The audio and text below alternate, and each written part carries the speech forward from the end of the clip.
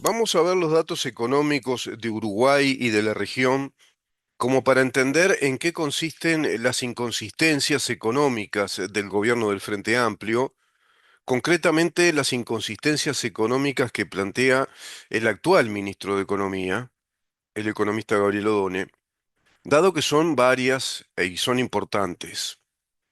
Tengo acá un informe brindado por ámbito a raíz, bueno, de las últimas, digamos, encuestas y de las últimas bases de datos, de los datos económicos, cómo se viene dando el crecimiento de Uruguay en la región. Es un país que ha estabilizado, digamos, un proceso de crecimiento y eso se dio en periodos posteriores a la pandemia. Cuando el gobierno anterior toma el país, Uruguay estaba en una situación económica bastante complicada, bastante mala, con un proceso de recesión importante, es decir, recesión económica, altas tasas de desempleo, un proceso inflacionario que se incrementaba, un endeudamiento, tanto externo como interno, importante, una tasa, una ratio de deuda externa de un 76% del PBI, una tasa de desempleo muy alta del 10,1%. El déficit fiscal había trepado al 5,1%. Era realmente bastante complicada la situación de Uruguay y sobreviene una pandemia. El mundo necesitaba tener espalda, tener una economía con liquidez, una economía robusta. Uruguay no la tenía. Uruguay tuvo que acudir a lo que, bueno, estaba dado. Acudió el gobierno a los recursos con los que contaba, no solicitó, no pidió deuda, no incrementó la deuda.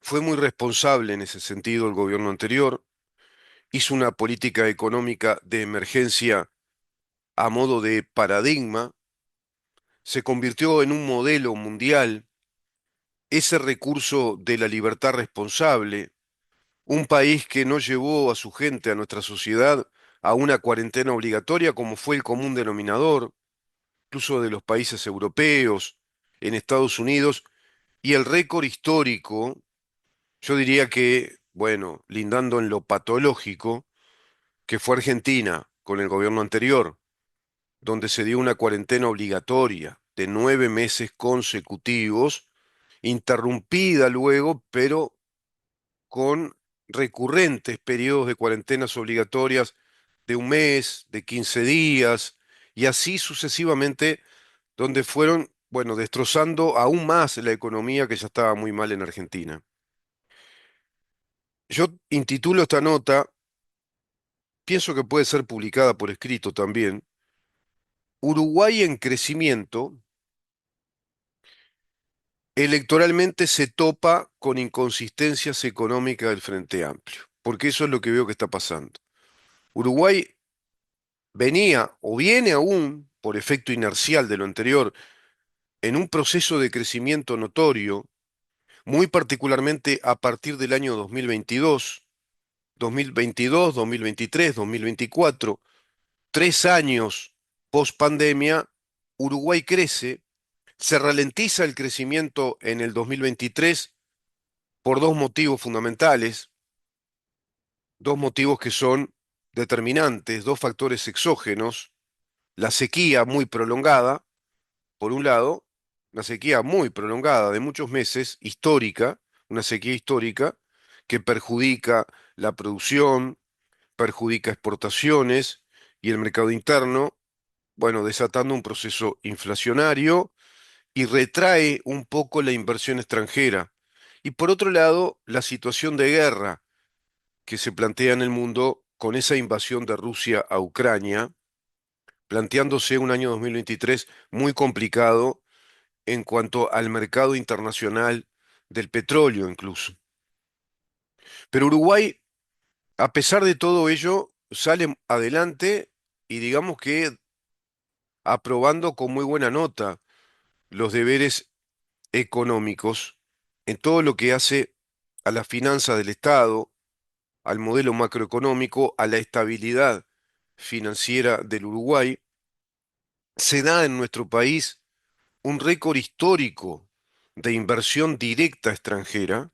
Esto quiere decir que sobreviene capital que no estaba en el Uruguay, que no existía, sobreviene un capital desde el extranjero, capital de empresas privadas, de un porte importante, y esa inversión de capital tiene un promedio interanual desde el año 2022 al 2024 de 2.000 millones de dólares por año. Baja en el 2023, baja un poco por ese periodo que se da de recesión económica, inflacionario, donde se queda el crecimiento del PBI. Se baja muchísimo un crecimiento importante que se había dado en el 2022. En el 2023 baja significativamente y repunta en el 2024.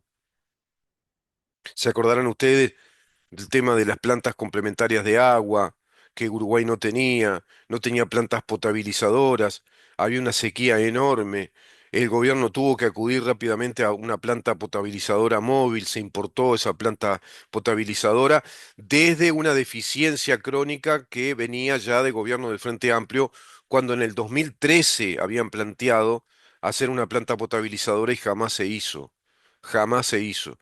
Lo que había prometido Tabaré Vázquez no se cumplió. Sin embargo, se despacha Carolina Cose con una Antel Arena, con una Antel Arena que sobredimensiona costos, que triplica un costo inicial que ella formula sin transparencia pública y bueno, se entera la prensa uruguaya que los dineros que estaban predestinados a la construcción de una planta potabilizadora de agua se utilizan para la inversión del Antel Arena, inclusive la inversión de un estadio multimodal que está fuera de la especialidad de Antel, fuera de la competencia de Antel, con 14 observaciones del Tribunal de Cuentas.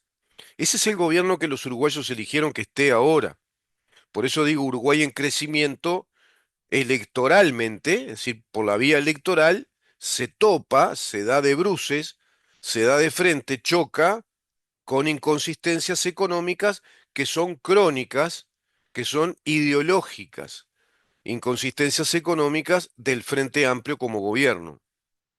En las últimas semanas se completaron los datos de la evolución del Producto Bruto Interno en los países de la región correspondientes al primer trimestre y se dio con crecimientos. Por ejemplo, Chile crece en un 2,3%, Argentina en un 5,8%, pero claro, viene muy desde abajo, y el gobierno de Milei ha logrado darle un empuje impresionante con un crecimiento sostenido que está colocando a Argentina prácticamente ya al nivel económico de Chile, de Uruguay, en cuanto a los índices, en cuanto a los valores económicos de crecimiento. El PBI es un indicador clave para entender el crecimiento de la economía de un país. El otro indicador o factor es la balanza comercial, evidentemente.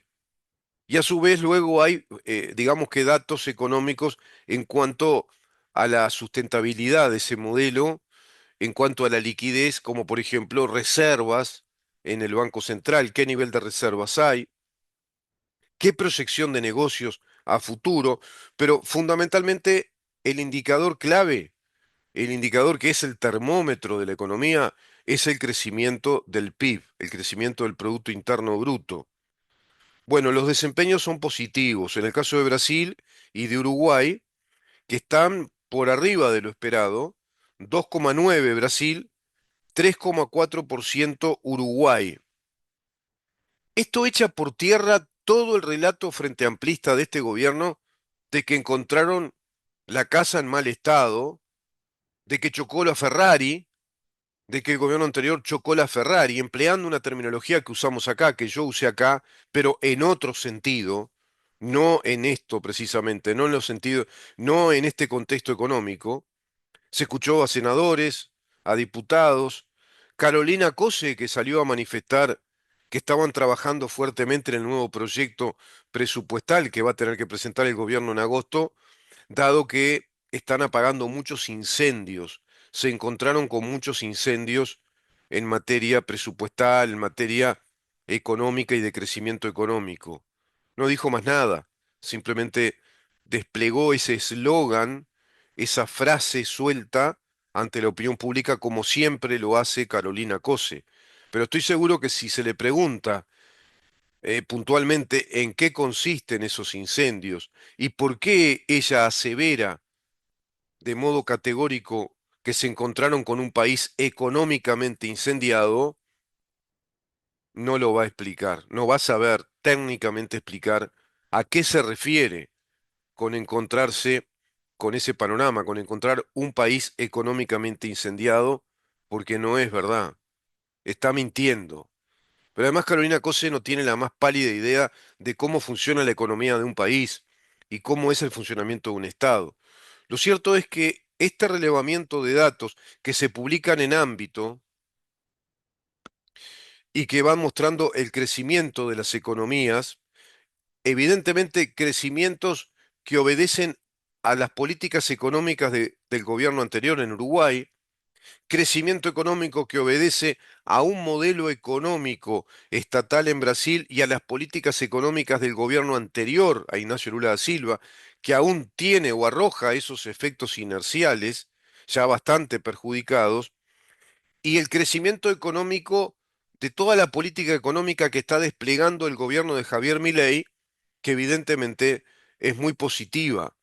Es un modelo económico sustentable, con una, digamos, racionalidad económica y con una fundamentación teórica muy fuerte, que se va demostrando en los hechos cómo había que sacar adelante a un país en default, sin reservas del Banco Central, con prácticamente una hiperinflación en la puerta, con altísimas tasas de desempleo y un índice de pobreza muy elevado.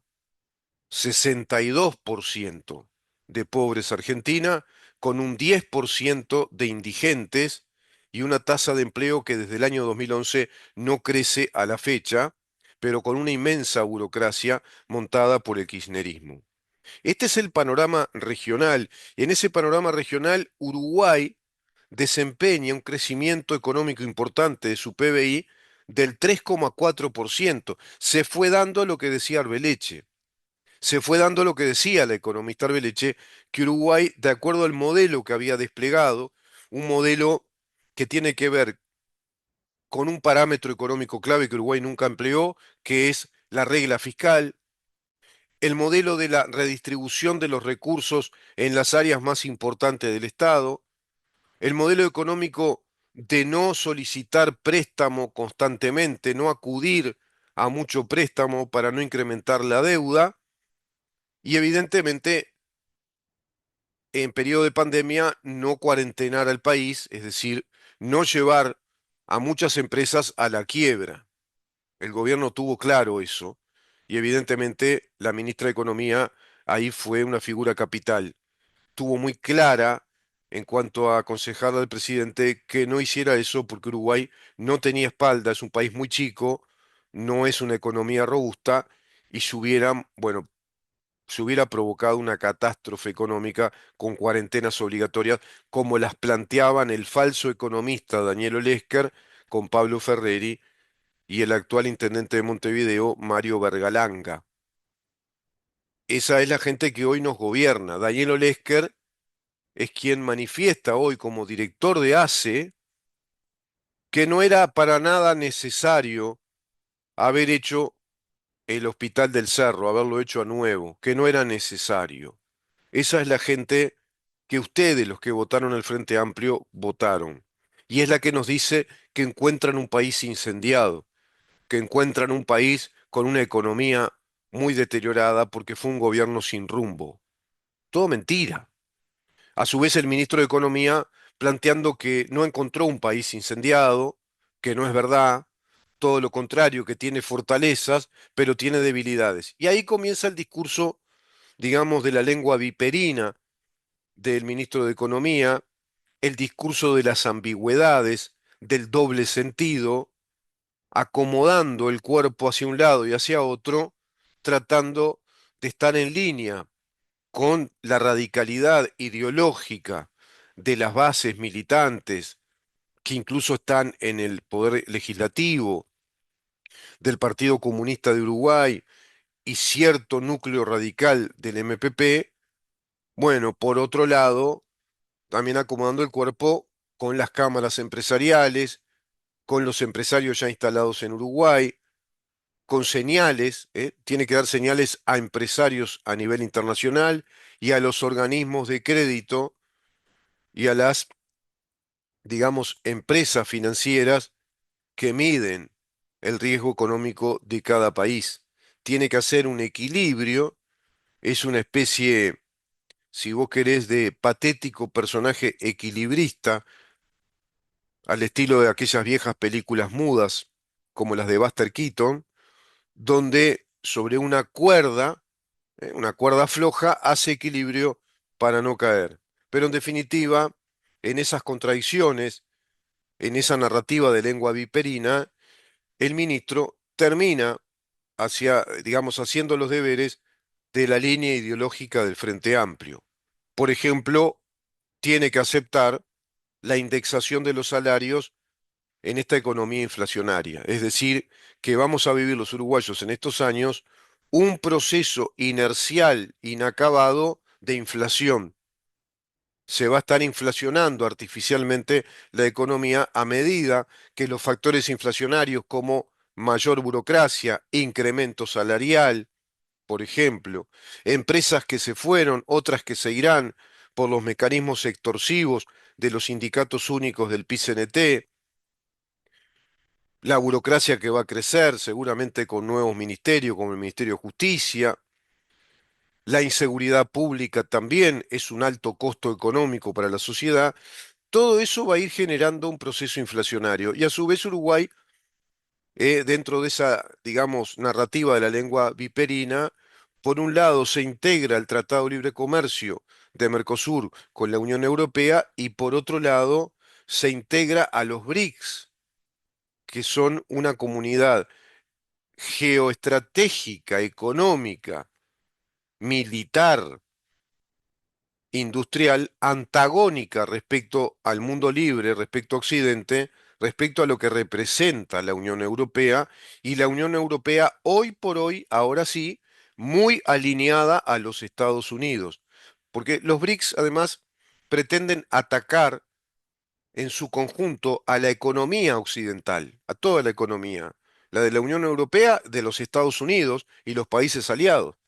Canadá, Chile, toda la comunidad del Transpacífico, Oceanía, los países del sudeste asiático alineados a la AUKUS, que es una gran alianza también de una comunidad económica de cooperación sanitaria, militar, de infraestructura, de comercio entre el Reino Unido y Estados Unidos, con países como Indonesia, Vietnam, Sri Lanka, la India, Filipinas, Japón, Corea del Sur, Taiwán.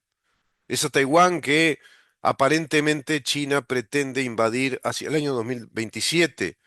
China, un país que crea directamente junto a Rusia, son los países creadores de los BRICS a través de lo que le diseña un trader, es decir, un economista empleado de Goldman Sachs, una de las, digamos, empresas financieras del mundo, un consorcio financiero de los grandes, no el más grande, pero se trata de un trader, es decir, de un economista presupuestado, un tal Jim O'Neill, que fue quien le dio el nombre, acuñó el nombre antes de que existiera la comunidad económica, le puso los BRIC por Brasil, Brasil, Rusia, China y la India, los primeros países fundadores.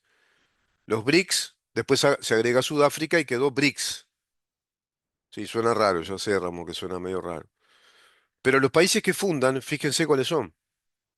Brasil, China, Rusia, la India, con un gobierno muy corrupto, no es un país marxista, no es un país comunista, afortunadamente, no está vinculada a la sociedad india al comunismo ni al marxismo, no vivieron la revolución cultural marxista que vivió China y no quieren saber nada con eso, pero, perdón, tienen una tradición diplomática también, yo la llamaría de ambigüedades. Tienen una tradición diplomática de estar bien con todo el mundo. Incluso en plena invasión de Rusia a Ucrania, la India colabora en armamento y en materia prima con la economía rusa. Es decir, es un gobierno corrupto, éticamente muy cuestionable, y en ese sentido también se alinea.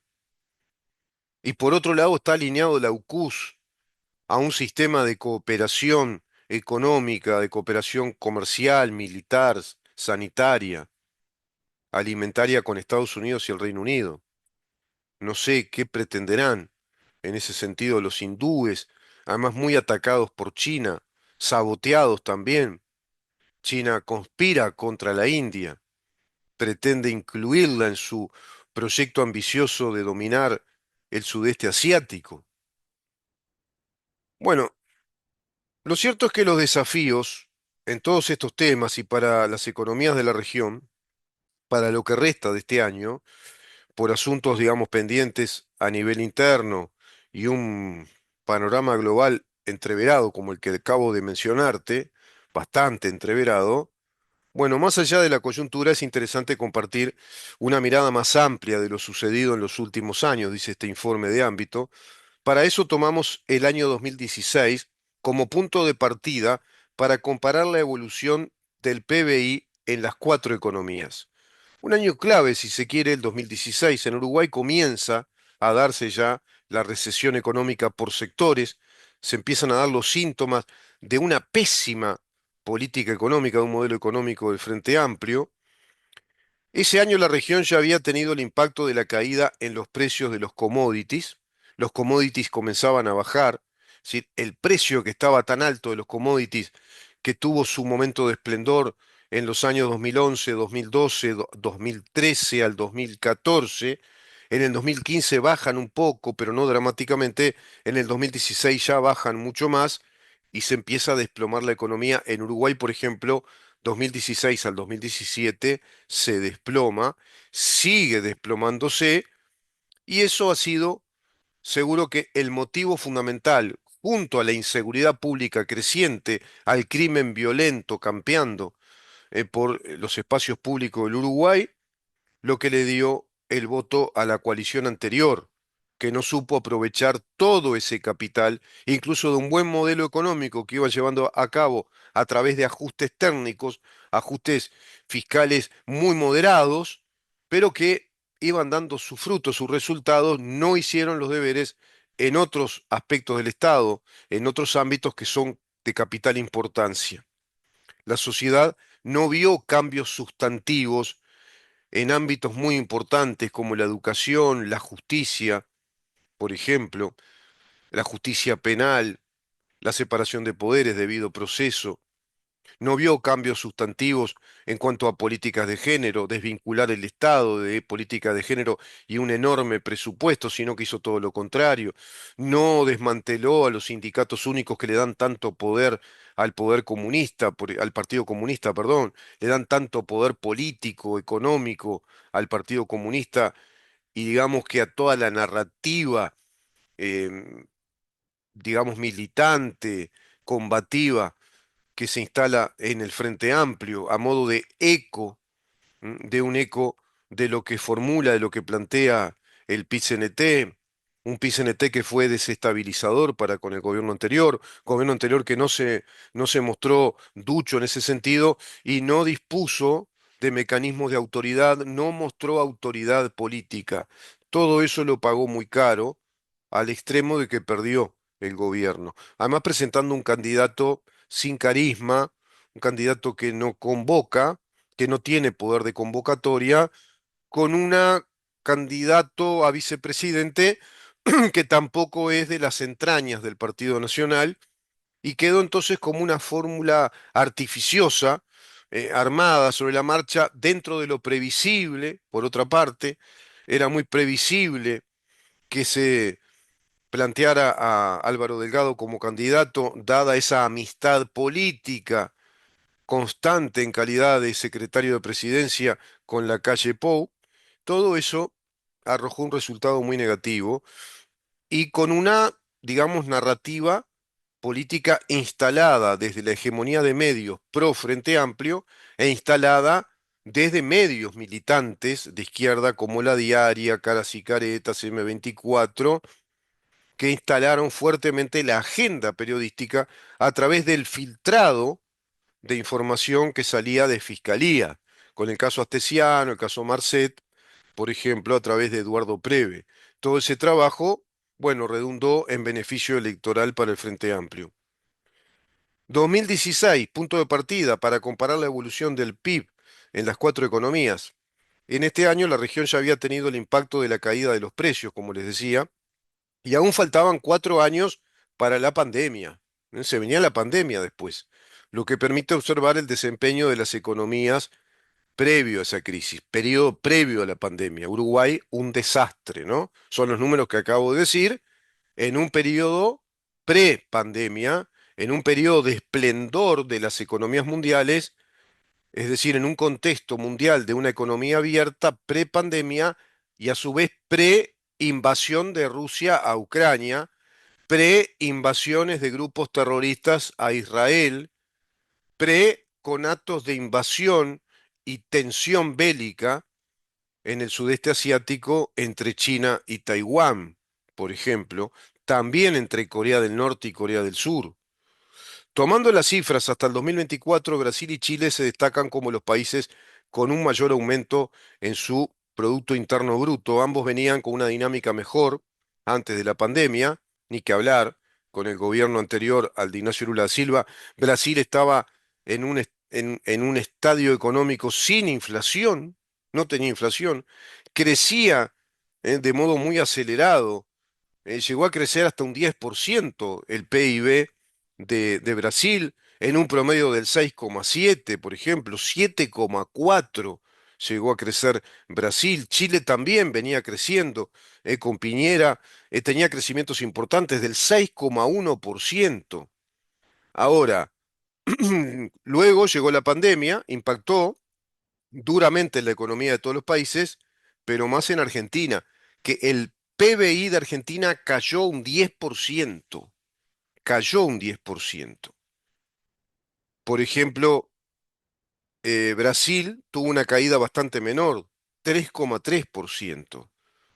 O en Uruguay, el PBI cuando vino la pandemia cayó un 6,1%. 2 años de pandemia donde el PBI de todos nuestros países, como los países del mundo, cayó en varios puntos. Uruguay 6,1. Lo contuvo el gobierno de todas maneras. Podría haber sido más catastrófico, mucho más catastrófico. Sustentó situaciones económicas medulares para el país. Estableció un régimen de préstamos blandos, estableció un régimen también de asistencialismo a todas las clases más vulnerables, a los trabajadores en situación de paro, por ejemplo. En la tasa de desempleo era muy alta. Estados Unidos llega a tener una inflación de casi el 9%, insólito, históricamente insólito. Estados Unidos es un país que jamás tuvo inflaciones a ese nivel. Es una economía sumamente estable, no es inflacionaria. Es una economía que puede estar oscilando entre el 0,75 al 1,2% de inflación, y esas inflaciones son de una ratio de temporalidad, digamos que muy razonable, porque tiene que ver con gastos que el Estado hace en infraestructura, en ciertas inversiones, para ciertos servicios, pero ahí queda y luego baja nuevamente. Puede trepar de pronto al 1,5, al 2%. Hay un rango, un estándar inflacionario para los países desarrollados que se plantea que no puede superar el 3%. Los países europeos desarrollados también están en un rango meta inflacionario que se cumplía hasta esos años prepandemia, estaban entre el 1%, 0 también, 0,75, 1, 1,2, al 2, tanto por ciento, y ya países, recuerdo que países que estaban en el 3% de inflación, tenían un llamado de atención de precisamente el Banco Central de la Unión Europea, porque ya les daban un tirón de orejas, dado que estaban en el límite, en el borderline, de lo que se considera un rango meta inflacionario. Porque la inflación es el cáncer de la economía. No podés tener una inflación de más del 3% interanual. Eso quiere decir que devaluás el dinero, que las cosas cada vez valen más y perdés calidad de vida.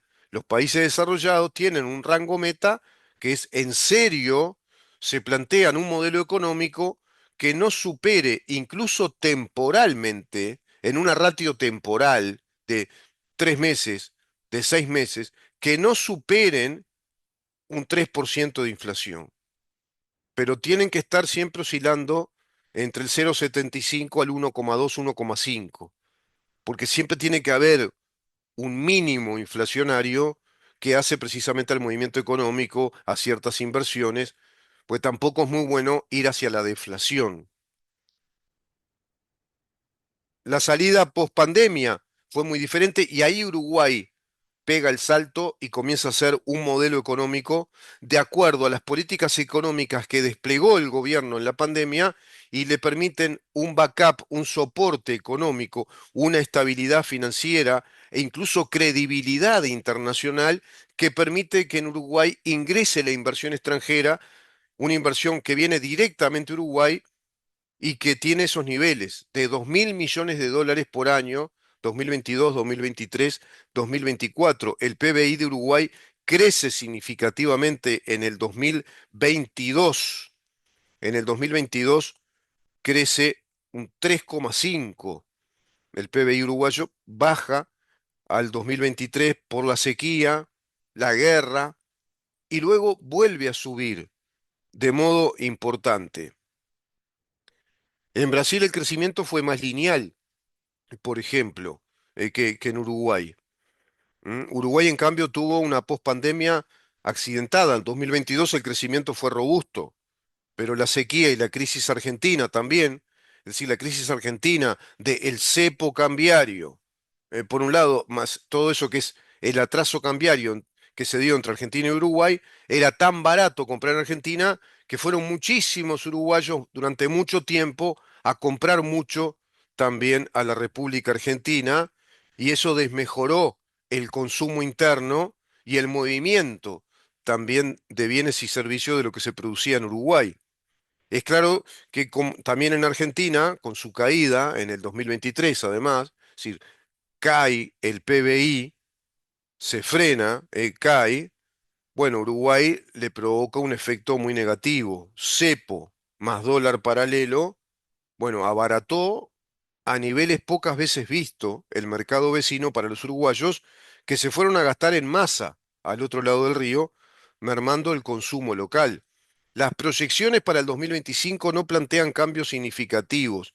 El Fondo Monetario Internacional prevé subas del PBI uruguayo, por ejemplo, en un 2,8%. Sí, pero por otro lado estamos viendo cosas muy negativas, ¿no? Para Brasil y Chile, en un 2,8%. Para Uruguay también, en un 2,8%.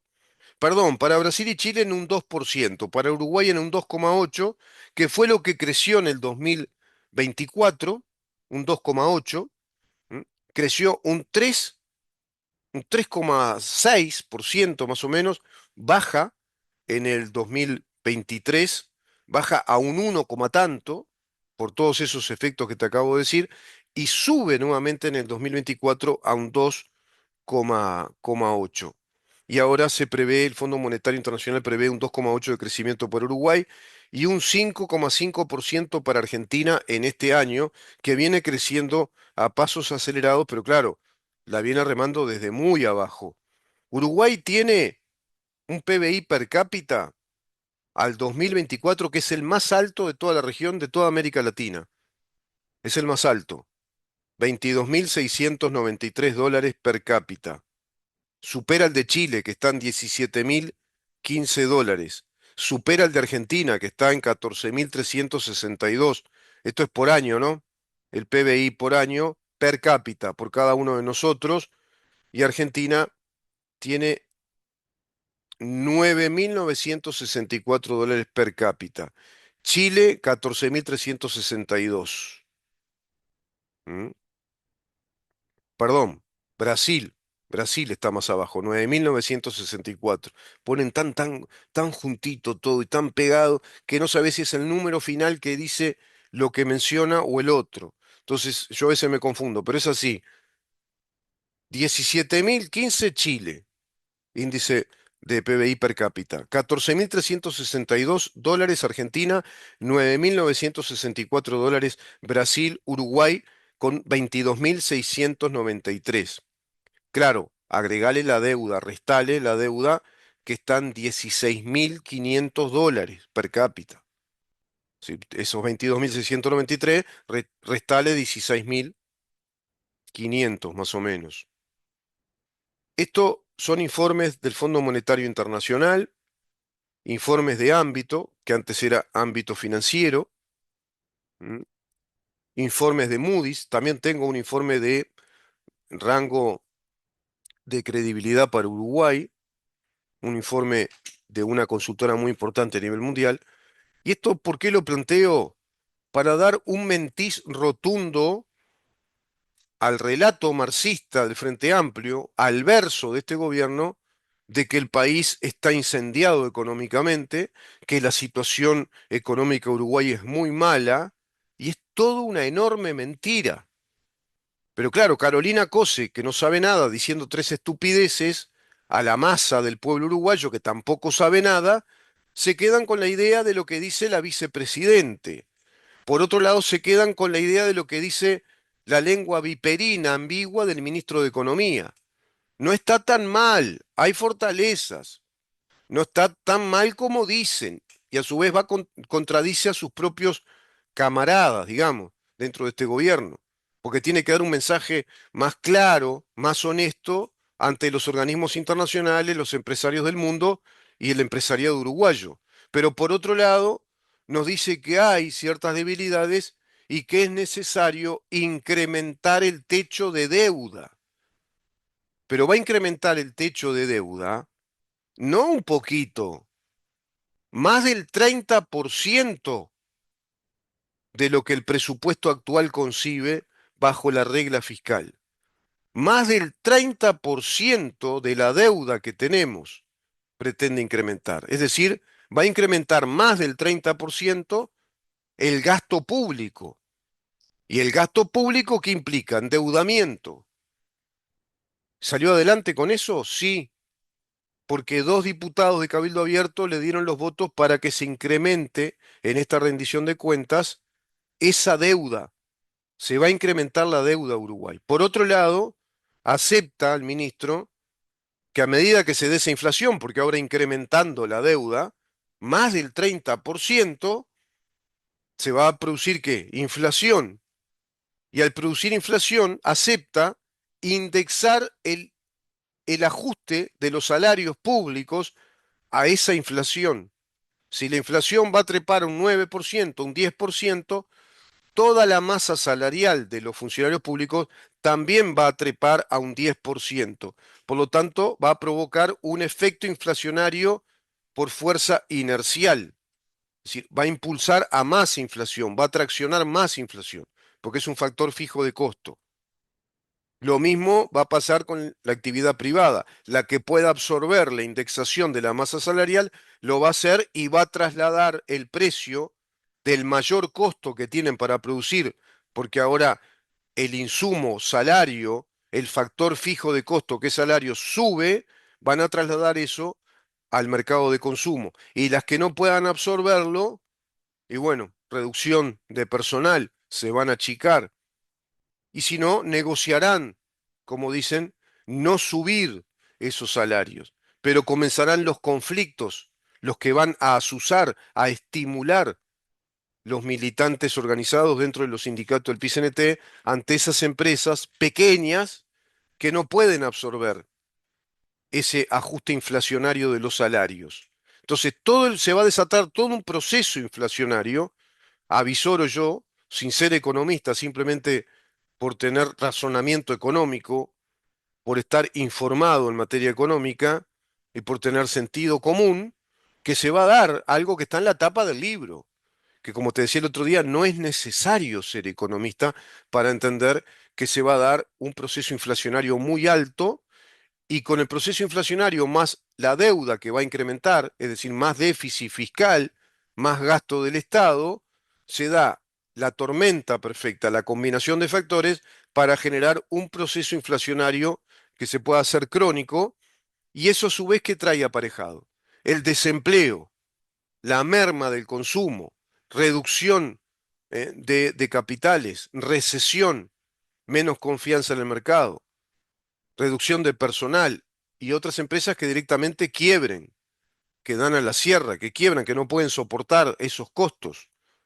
Todo eso a su vez sumándosele más presupuesto prometido a la Intendencia de Montevideo para bancar 16 secretarías con salarios que se pretenden incrementar en el orden del 25 al 30% el índice salarial de una masa enorme de empleados de la Intendencia Municipal de Montevideo. Seguimos con este tema. Si me da el tiempo, sigo ahora, si no, lo seguimos después de recibir al profesor Manuel Flores Silva, porque quiero explicarles a ustedes la gran mentira, algo así como aquella película, ¿se acuerdan? La gran estafa. Bueno, se está armando toda una gran estafa, una gran mentira a los uruguayos respecto a lo que está formulando el ministro de Economía con este incremento de la deuda de superar un 30%, una vez más violando la ley, una vez más a través de un acto, digamos, de disposición gubernamental que desconoce la ley vigente en lo que hace a la política económica del Uruguay y tiene que ver con la regla fiscal. Te voy a explicar ese punto que es clave para que entendamos ante qué tipo de gobierno estamos, que solo está pensando en más y más burocracia militante, crear más Estado, fortalecer el poder ejecutivo, y eso va a llevar como consecuencia inevitable más inflación, más presión fiscal. Más inflación, más gasto del Estado, más presión fiscal, menos empleo. A pesar de que el ministro diga, está muy bien lo de la regla fiscal. Tenemos que llegar a un equilibrio fiscal, un equilibrio financiero en el país y no podemos, digamos, incrementar la presión fiscal. Ya está en un límite Uruguay. Digamos, como que no tiene más espacio para más presión fiscal. Y sin embargo, lo que dice lo contradice con los hechos que él hace como economista, porque toda su receta lo que nos está diciendo es que va a incrementar la presión fiscal. Y la va a incrementar muchísimo, en demasía va a incrementar la presión fiscal. Porque si habla de un incremento de deuda de más del 30%, que es el tope de deuda que prevé la ley de urgente consideración vigente, te voy a explicar por qué prevé eso y en qué situaciones prevé eso, y a su vez por qué este ministro viola la ley vigente con disposiciones de gobierno en política económica que a su vez son avaladas por las bancadas oficialistas dentro del Poder Legislativo, por diputados y senadores y por dos tarambanas de Cabildo Abierto, o tarambanas o a los que les compran el voto, que salen a decir estupideces como salió Perrone a decir, todo lo que le dé gobernabilidad a este gobierno lo vamos a apoyar porque eso es para el bien del país. Qué estupidez. ¿Qué tendrá que ver la gobernabilidad con el bien del país? Y gobernabilidad que a un gobierno ideológico que está haciendo todo este zafarrancho, un país que viene en crecimiento, pero ¡pa! Se topa electoralmente con esta porquería ideológica que nos lleva a nos lleva a todo este tipo de medidas y consecuentemente a resultados inevitablemente negativos.